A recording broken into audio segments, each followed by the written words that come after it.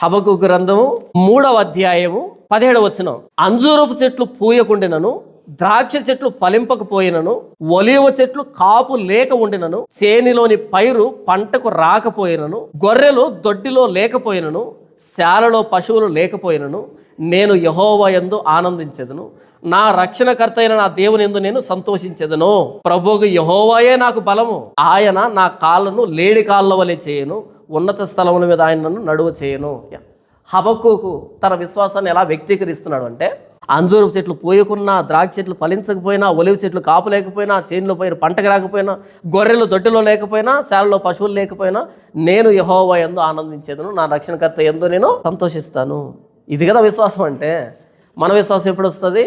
ఒక గొర్రెకు 4 పిల్లలు పుడితే వస్తుంది మనకు విశ్వాసం. దొడ్డిలో గొర్రెలు లేకపోయినా, శాలలో పశువులు లేకపోయినా యెహోవా యందు నేను ఆనందిస్తాను. ఆ ఆనందానికి ఈ గొర్రెలకి ఈ పశువులకు సంబంధం లేదు. మన భక్తి అంతా పశువుల భక్తి, గొర్రెల భక్తి. యెహోవా యందు ఆనందించంతే. ఆనందించుడి, మరలా చెప్పుదును, ప్రభునందు ఆనందించండి. అంతే. ప్రభువునందు ఆనందించండి. మరలా చెప్పుదును, ప్రభువునందు ఆనందించండి. ఎందుకు ఆనందించాలి పౌలు? రోగం బాగైందా? ఏమైనా పరిస్థితులు మారాయా? కాదు, ఆనందించు అంతే. Rejoice in the lord. మరలా చెప్తున్నా, ఆనందించు అంతే. ఇది భక్తులు కలిగి ఉన్నటువంటి విశ్వాసం. ఈరోజు పరిస్థితి ఏమైంది? మనం ప్రేమ విందుని పెట్టుకుంటాం. లవ్ ఫీస్ట్ అంట, ప్రేమ విందు. ఎందుకు ప్రేమ విందు అంటే, వీడికి ప్రమోషన్ వచ్చింది. ఒకవేళ డిమోషన్ వస్తే పెడతాడా? ప్రమోషన్ వచ్చింది కాబట్టి ప్రేమ విందు. డిమోషన్ వస్తే ఏం దేవుడు పోన్నా అంటాడు కదా. ప్రమోషన్ వస్తే మాత్రం దేవుడు మా జీవితంలో ఒక కార్యం చేశాడు. 10,000 ఇంక్రిమెంట్ వచ్చింది అనుకో, ప్రేమ విందు.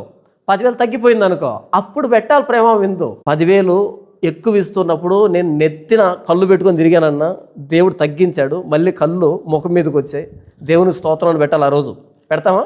నేను కూడా పెట్టను, నేను కూడా బాధపడతా.